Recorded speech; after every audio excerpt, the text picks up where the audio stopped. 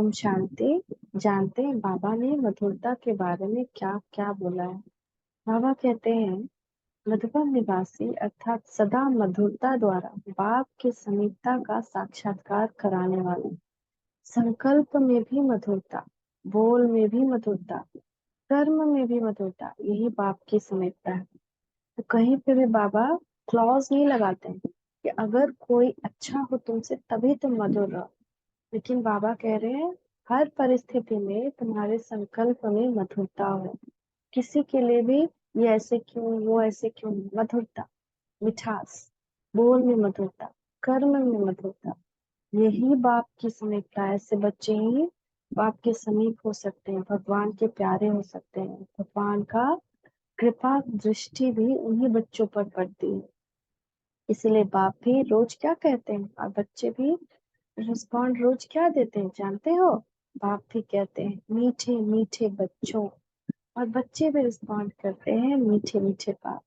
तो यह रोज का मधुरता का बोल मधुर बना देता है। तो सदा मधुरता को प्रत्यक्ष करने वाले मधुबन निवासी श्रेष्ठ आत्मा है। हम सब मधुबन निवासी हैं। हम सब बाहर में कार्य क्षेत्र में, लेकिन हम सब मधुबन निवासी हैं। मधुरता ही महानता है, जिसमें मधुरता नहीं तो महानता नहीं अनुभव होती। फिर कभी सुनाएंगे कि संकल्प की मधुरता क्या है। फिर बाबा कहते हैं पहली विशेषता है मधुरता। मधुरता ऐसी चीज है जो कोई को भी हर्षित कर सकते हैं। चाहे कोई आपको बहुत कड़वेपन से बोल रहा हो, पर आप उसके सामने उस वक्त मधुरता से बोल दें, वो तुरंत अंदर से कूल डाउन होता है। मधुरता को धारण करने वाला यहाँ भी महान बनता है और वहां भी मर्तबा पाता है। कहाँ? सतयुग में मधुरता वालों को सभी महान रूप से देखते हैं। तो यह मधुरता का विशेष गुण होना चाहिए। मधुरता से ही मधुसूदन का नाम बाला करेंगे। यह मधुबन नाम है। मधु अर्थात मधुरता, और वन में विशेषता क्या होती है? वन में वैराग्य वृत्ति आती है।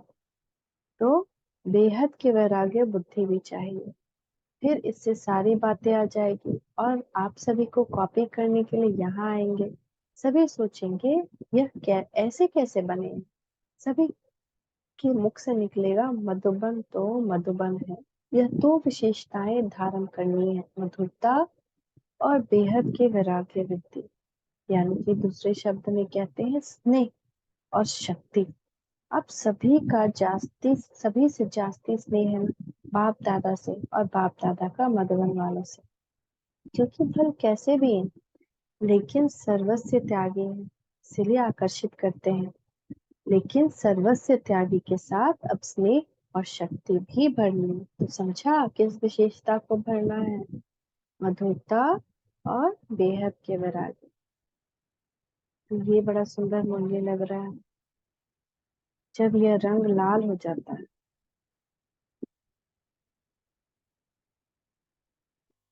तो रंग बताया कौन सा लगाना है।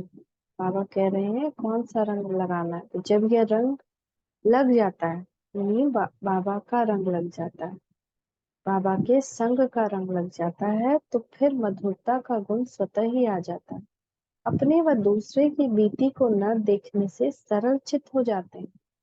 हम ना अपनी बीती देखें न दूसरे की बीती देखें, कुछ भी ना देखें, किसी भी चीज के डिटेल में न जाए, बस टू दी पॉइंट।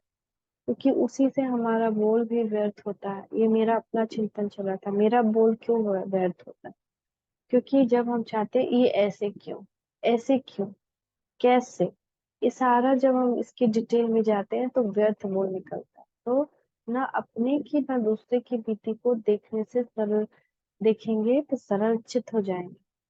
और जो सरल चित बनता है उसका प्रत्यक्ष रूप में गुण क्या देखने में आता है? मधुरता।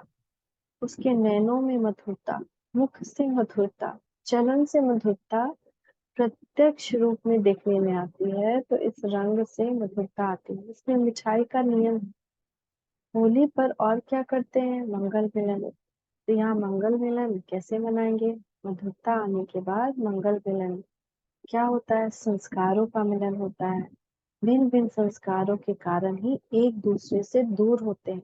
तो जब यह रंग लग जाता है, मधुरता आ जाती है, तो कौन सा मिलन होगा? आप लोग सम्मेलन करके आए हो ना। बाप दादा ने भट्टी बनाई, वह फिर संस्कार मिलन की बनाई है। जब संस्कार मिलन हो या सम्मेलन हो, तब उस सम्मेलन की प्रत्यक्षता दिखने में आएगी। तो बाबा कह रहे हैं, जब हम मधुर होंगे तभी हमारे संस्कार मिलन होंगे, और ये जब संस्कार मिलन होगा तब जय जयकार होगी। देवियों का गायन है ना कि वह सभी को सिद्धि प्राप्ति कराती है। कोई को भी रिद्धि सिद्धि प्राप्त करानी है तो किन्हों से प्राप्त करते हैं? रिद्धि सिद्धि प्राप्त कराने वाली कौन है? देवियां। जब पुरुषार्थ की विधि संपूर्ण हो जाती है, तब यह सिद्धि की प्राप्ति होती है। कभी भी सिद्धि को प्राप्त करने के लिए बाप दादा के पास नहीं आएंगे, देवियों के पास जाएंगे। देवियां स्वयं सिद्धि प्राप्त की है, तब दूसरे को रिद्धि सिद्धि देखती है। तो तुम्हारे पुरुषार्थ की सिद्धि तब होगी जब संस्कारों का मिलन होगा। सबसे जास्ती भक्तों की क्यों बड़ी कहाँ लगती है? देवियों के पास। जैसे हनुमान के मंदिर में और देवियों के मंदिर में ज्यादा भीड़ लगती है। इससे क्या सिद्ध होता है? साकार रूप में भी क्यों कौन देखेगा? प्रत्यक्षता के बाद जो क्यों लगेगी, वो कौन देखेंगे? बच्चे ही देखेंगे। बाप दादा गुप्त है, प्रत्यक्ष रूप में बच्चे ही देखेंगे। तो उनका यादगार प्रत्यक्ष रूप में बड़ी से बड़ी क्यों भक्तों की, बच्चों के यादगार के रूप में ही लगती है। लेकिन ये क्यों क्यों कब लगेगी? जब संस्कार न मिलने का एक शब्द निकल जाएगा, जब वह तब वह क्यों लगेगी। इस भट्टी में और पढ़ाई नहीं करनी, लेकिन अंतिम सिद्धि का स्वरूप बनकर दिखाना है। संगठन संस्कारों के मिलन का है। कोई भी चीज को जब मिलाया जाता है तो क्या करना होता है? संस्कारों को मिलाने के लिए दिलों का मिलन करना पड़ेगा। दिल के मिलन से संस्कार भी मिलेंगे। तो किसी का संस्कार कुछ है, किसी का संस्कार कुछ है, लेकिन हम संस्कार मिलन नहीं कर पाते। हमेशा हमारे मन में कुछ न कुछ कंप्लेन किसी न किसी की रहती है। तो बाबा कहते हैं, संस्कार को मिलाने के लिए भुलाना, मिटाना और समाना, जो कुछ भी कर रहा है उसको देखते हुए ना देखे, संभाल ले, भुला जाए और उसको मिटा ले। कुछ मिटाना पड़ेगा, कुछ भुलाना पड़ेगा, कुछ समाना पड़ेगा, तब ये संस्कार मिल ही जाएंगे। यह है अंतिम सिद्धि का स्वरूप बनना। अब अंतिम स्थिति को समीप लाना है। एक दो की बातों को स्वीकार कर सत्कार देना। अगर स्वीकार करना, सत्कार देना, ये दोनों ही बातें आ जाती हैं, तो संपूर्णता और सफलता दोनों ही समीप आ जाती हैं। सिर्फ इन दो बातों का ध्यान देना, दोनों ही बातों को समीप लाना, एक दो को सत्कार देना ही भविष्य का अधिकार लेना। तुरंत किसी से कंप्लेन नहीं, हम तो आप ऐसे बोले, आप ऐसे किए, तुमको हम ऐसे बोले, तुम ऐसे क्यों कर रहे हो? ये सब क्वेश्चन खत्म हमको हम लोग को करना है। हम लोग को संस्कार एक दूसरे के साथ मिलाना है, सबके साथ मिलाना है। देखते हुए भी भूल जाना, मिटा देना, यही हमारा पुरुषार्थ है, मेहनत है। अब किन्हों की भट्टी है मालूम है? इस भट्टी का क्या नाम है? आप लोगों को तिलक के बजाय और चीज देते हैं, और को तिलक लगाया, तो इस भट्टी को लगानी है चिंदी। तिलक छोटा होता है लेकिन चिंदी बड़ी होती है। बड़ेपन की निशानी है चिंदी।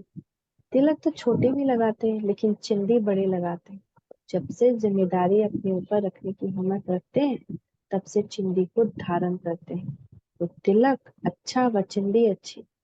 आप सभी सर्व के शुभ चिंतक, सभी सेवल शुभ चिंतक हो। तो इस शुभ चिंतक की निशानी चिंदी है और नाम है शुभ चिंतक ग्रुप। तो हमको ऐसा मधुरता का और संस्कार मिलन करवाना, ये बहुत सुंदर मुरली है। बाबा ऐसे मधुरता पर और भी बहुत सारी बातें करते हैं कि मधुरता द्वारा औरों को मधुर बनाओ, मुख मीठा करो, सदा मधुर बोल सदा के लिए बदलने के निमित्त बन जाएंगे। मधुर दृष्टि बोल उस आत्मा की, अगर हम अपनी दृष्टि दे, मधुर दृष्टि दे, उस आत्मा की सृष्टि को बदल देगी। किसी को भी 2 घड़ी मीठी दृष्टि दे दो, मीठे बोल दे दो, मीठा मुख करो। तो मधुरता का गुण हमको धारण करना है। मधुरता से श्रेष्ठ बनो और श्रेष्ठ बनाओ। भगवान निवासी अर्थात मधुरता के सागर में सदा लहराने वाले बाप दादा की विशेष कर्म भूमि, चित्र भूमि, मधुर मिलन भूमि या महान भूमि। मधुरता, वाणी की भी मधुरता, हर कर्म में मधुरता। तो बाबा कहते हैं जो गुण या विशेषता हो, चाहे कर्मणा का गुण हो, चाहे मधुरता का गुण हो, स्नेह का हो, उसको कार्य में लगाओ। जैसे लोहा पारस से अलग पारस बन जाता है, वैसे एक गुण या विशेषता सेवा में लगाने से सेवा का फल एक का लाख गुना मिलने से वह विशेषता अनेक समय का फल देने के लायक बन जाती है। तो आपको अपनी इस विशेषता को बढ़ाना है और उसको कर्म में लाना है। बाबा कहते हैं तिल सदा मिठास से संगठन रूप में लाते हैं, ऐसे ही तिल नहीं खाते हैं।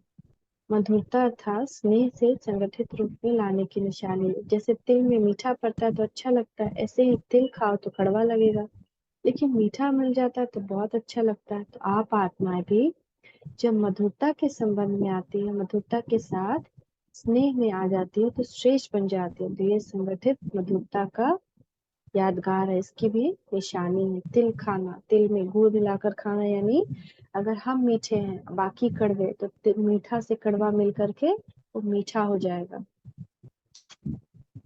इतना सुंदर सुंदर बात मधुरता पर बाबा बताए हैं कि हम भी सोचे कि ऐसा हम भी बोलेंगे। तो बाबा कह रहे हैं बोलो ऐसा कि ऐसे लगे कि मोतियों की वर्षा हो रही है। ऐसे बोल बोलो जो सुनने वाले सोचे कि ऐसे बोल हम भी बोलेंगे, सबको सुनकर सीखने की प्रेरणा मिले, फॉलो करने की प्रेरणा मिले।